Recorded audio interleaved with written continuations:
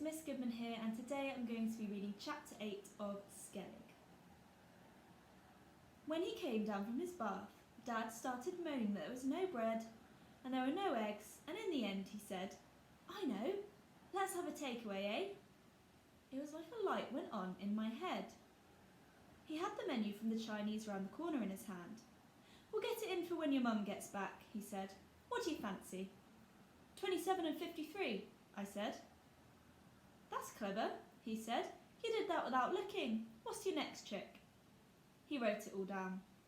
"Special chow mein for Mum, spring rolls and pork char siu for you, beef and mushrooms for me, crispy seaweed and prawn crackers for the baby. And if she won't eat them, we will, and it will serve her right, hey?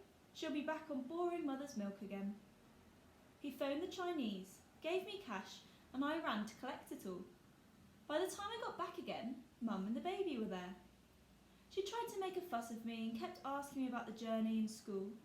Then the baby puked over her shoulder and she had to go and get cleared up. Dad belted through his beef and mushroom and the seaweed and prawn crackers. He said he was all clogged up with Ernie's dust and he swigged off a bottle of beer. When he saw I was leaving half of mine, he reached over with his fork. I covered it with my arm. "You'll get fat," I said. Mum laughed. "Fatter," she said. "I'm famished," he said. "Worked like a bloomin' slave for you lot today." He reached out and tickled the baby's chin and kissed her. "Especially for you, little chick." I kept my arm in front of the food. "Fatso," I said. He lifted his shirt and grabbed his belly with his fingers. "See," said Mum. He looked at us. He dipped his finger into the sauce at the edge of my plate. "Delicious," he said. "But enough's enough. I've had an ample sufficiency, thank you." Then he went to the fridge and got another beer and a great big lump of cheese.